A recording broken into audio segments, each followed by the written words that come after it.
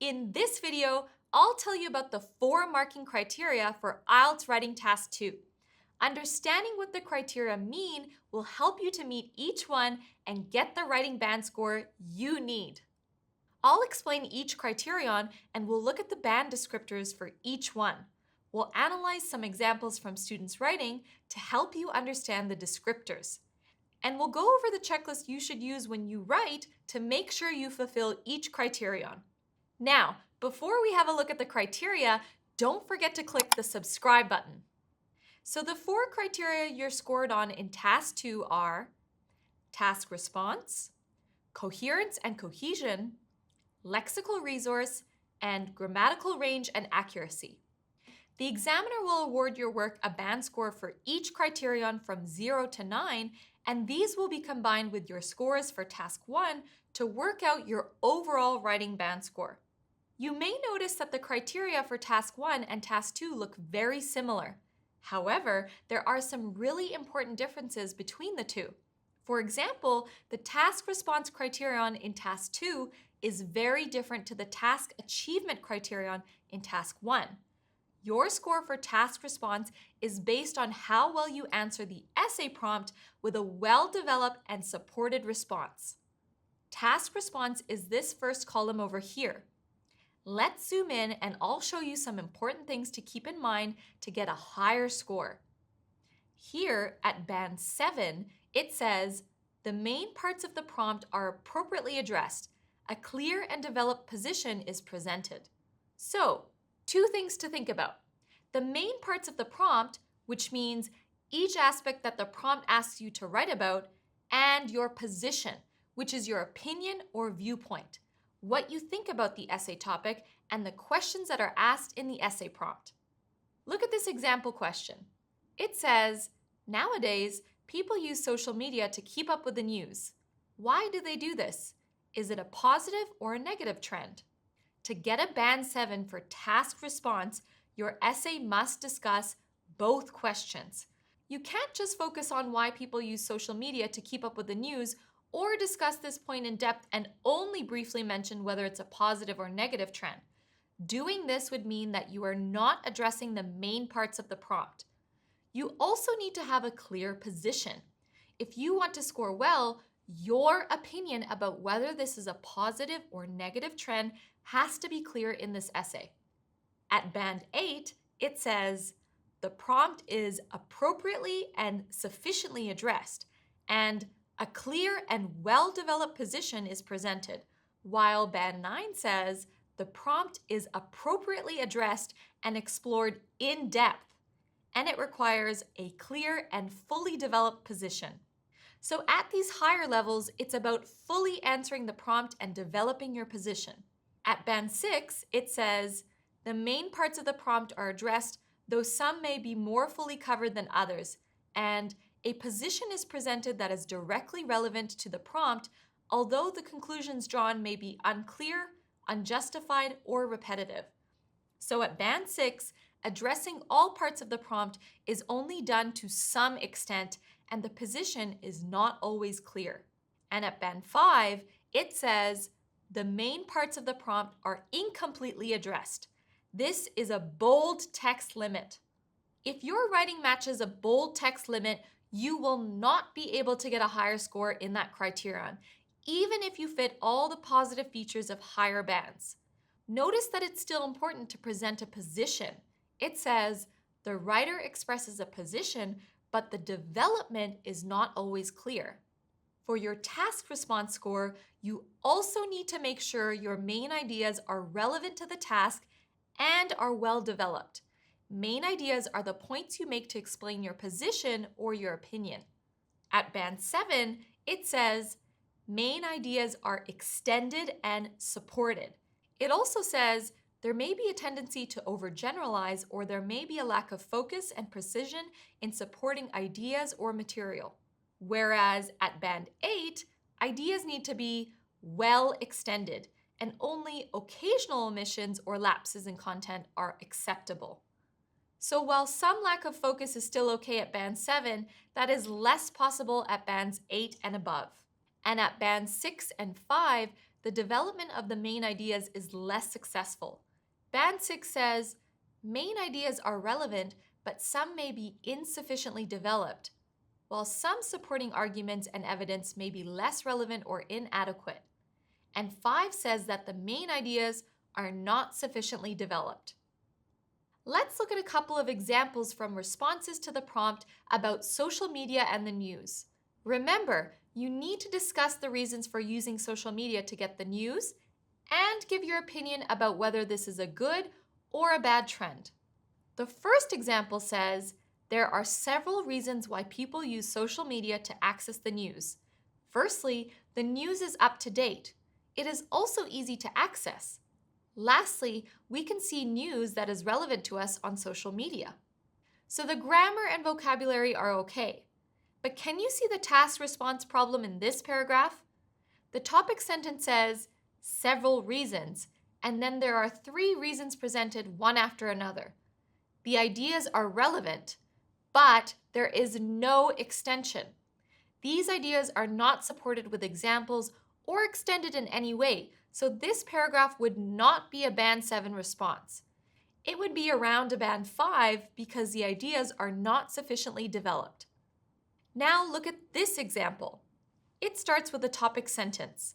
There are 2 main reasons why people use social media to access the news, and then it gives a main idea. The first is the instant access to news that social media provides. The paragraph then continues to develop this main idea. It next says, while we used to have to wait for the morning newspaper or the evening news broadcast, we are now updated in real time thanks to platforms such as Facebook and Instagram, meaning we are better informed as a population. All of this supports the point that we have instant access to information. That idea is also supported with examples, Facebook and Instagram. So main ideas are being extended and supported, which is needed for scoring a Band 7 or above. Now, to help you remember all these important aspects of your Task 2 essay, we've put together a checklist of the main points of the criteria. It's a really good idea to use this when you write to make sure you're doing everything you need to get your desired band score. Here's the full checklist for all 4 criteria. Let's look at the part for task response. It says, answer all parts of the question, present a clear and consistent position throughout the essay, and present, extend, and support main ideas. The next criterion is in the second column here. Coherence and cohesion is about how well you organize your essay and how logically your writing flows. At Band 7, it says, information and ideas are logically organized and there is a clear progression throughout the response. And paragraphing is generally used effectively to support overall coherence, and the sequencing of ideas within a paragraph is generally logical. At Band 7, it also says, a few lapses may occur, but these are minor. So some small mistakes in the sequencing of your ideas are still okay here. Band 8 says, the message can be followed with ease. Information and ideas are logically sequenced, and paragraphing is used sufficiently and appropriately. There can only be occasional lapses. You would be limited to Band 6 if you don't have a clear progression of ideas throughout your response. It says, information and ideas are generally arranged coherently, and there is a clear overall progression. Band 6 also says, paragraphing may not always be logical and/or the central topic may not always be clear. So at Band 6, the examiner can follow your ideas overall, but they might get a bit lost or confused in some parts of your paragraphs. But if the way you have organized your ideas is not always logical overall, you would be at a Band 5 for task response. Notice also that Band 5 has a bold text limit about paragraphing. It says, paragraphing may be inadequate or missing. If your essay only had 1 or even 2 paragraphs, for example, this could limit you to a Band 5, even if all your ideas flowed well. To score well in this criterion, you also need to skillfully use cohesive devices to show clear relationships between ideas. Cohesive devices are tools for linking your ideas. They include connectors and conjunctions. These are words which help you to connect ideas within or between sentences or paragraphs. Some examples of cohesive devices include words like firstly, secondly, thirdly, and however, although, similarly, since, because, and in conclusion. These words show how different ideas relate to one another. Cohesive devices also include the use of referencing and substitution, which help you to avoid repeating the same word over and over again. You can use other words like pronouns, for example, this, these, it, where, when, or words with similar meanings to refer to something in different ways. Band 7 says, a range of cohesive devices, including reference and substitution, is used flexibly. But it also allows for some inaccuracies or some over or under use. At Band 8, only occasional lapses are acceptable, and at Band 9, it says lapses are minimal. So if you use too many or too few cohesive devices, you won't be able to score higher than a Band 7.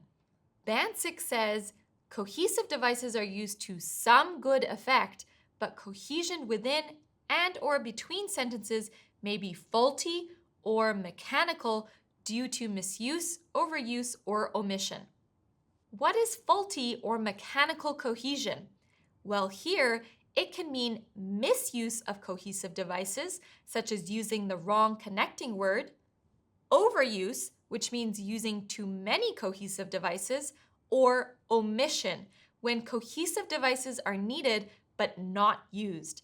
We'll look at some examples in a moment. And for referencing and substitution, Band 6 says, may lack flexibility or clarity and result in some repetition or error. And Band 5 says, the writing may be repetitive due to inadequate and or inaccurate use. Let's look at two examples. The question prompt reads, many governments are investing less in roads and more in public transport systems. Do you think the advantages of this outweigh the disadvantages? The first example is repetitive because of a lack of flexibility in referencing and substitution. Investing more in public transport systems has three advantages. Firstly, investing more in public transport systems would improve the organization of a city. For example, the organization of a city is often chaotic because of bad planning, ineffective enforcement of traffic rules, and too many cars on the roads. However, more bus and train lines could counter bad planning, ineffective enforcement of traffic rules, and too many cars on the roads. Thirdly, notice the repetition of key phrases such as investing more in public transport systems and the organization of a city. And finally, notice the connector words. Firstly, for example, however, secondly, thirdly. This way of connecting ideas with a linking word at the beginning of every sentence is an example of mechanical use of cohesive devices. It makes the writing very repetitive and would stop you from getting a higher score than a Band 5 or 6. Now look at this second example, which shows a range of cohesive devices used with skill and flexibility. Developing public transportation infrastructure is advantageous for two main reasons. Firstly, it would improve the organization of a city. Many cities are chaotic due to poor planning, ineffective enforcement of traffic rules, and an excess of cars on the roads. More bus and train lines could counter these problems by instituting a more organized traffic system and creating a less congested urban center. The other main benefit is in terms of the environment. There is flexible referencing and substitution here. The writer uses the phrase, developing public transportation infrastructure, which they then refer to in the second sentence with the pronoun it. The use of these problems references the problems mentioned earlier, And while the writer uses the word firstly to introduce the first reason, they introduce the second reason differently. The other main benefit is making their writing less repetitive and therefore less mechanical. Ideas flow well and reading is an easier process. Now, if you want one of our teachers to read over your work, be sure to submit your writing to us at E2 Test Prep. We will mark your writing within 24 to 48 hours so you can quickly find out where you're going wrong and how to improve fast. So, the Coherence and Cohesion resource checklist is organize information logically, use paragraphs, and use a range of linking devices appropriately. The next criterion is Lexical Resource, which looks at the vocabulary you use and whether you make spelling mistakes or word formation errors. The information in this criterion is the same as it is for Task 1, but when you write your Task 2 response, you will need to use vocabulary suitable for an essay writing task that's based on the essay topic in the prompt. Let's find out more. Let's zoom in to look at Lexical Resource in the third column here. Range, precision, and flexibility are important in the higher bands. Band 8 says, a wide resource is fluently and flexibly used to convey precise meanings, so you need to show skill in using a wide range of vocabulary and choosing exactly the right word to express what you mean. At Band 7, some flexibility and precision is important, but there is some allowance for inappropriate word choices. Flexibility is an important feature for both lexical resource and grammatical range and accuracy. An example of using vocabulary flexibly would be using a word in various different ways rather than always using the same form of the word again and again throughout your writing. So, instead of using a verb such as differ all the way through your essay, you can use a variety of word forms from the same word family. For example, difference or differentiation, different, differentiate, or differently. Flexibility is also about using synonyms that express your exact meaning. For example, choosing diverge or change depending on the meaning you want. Using collocations appropriately is another way to show flexibility. Collocations are words that usually go together. Some examples are differ significantly, a dramatic difference, differences in, different from, or political differences. Band 7 also says, there is some ability to use less common and/or idiomatic items. This would be using topic-specific vocabulary. If you're writing an essay about public transportation in cities, for example, topic-specific words might include infrastructure, congestion, pollution, and traffic. Band 7 also says, an awareness of style and collocation is evident. An example of this with the transportation topic could be using collocations such as traffic rules or carbon emissions. Okay, look at these examples from responses to the prompt about public transport systems. The first example says, investing more in public transport systems has 3 advantages. Firstly, investing more in public transport systems would improvement the city. The organization of a city is often ubiquitously chaos. Here, the range is quite limited. The same phrase from the question, public transport systems, is repeated. There's a spelling mistake with the word organization and some errors in word formation too. Here the noun improvement should be the verb improve, and this word chaos should be the adjective chaotic.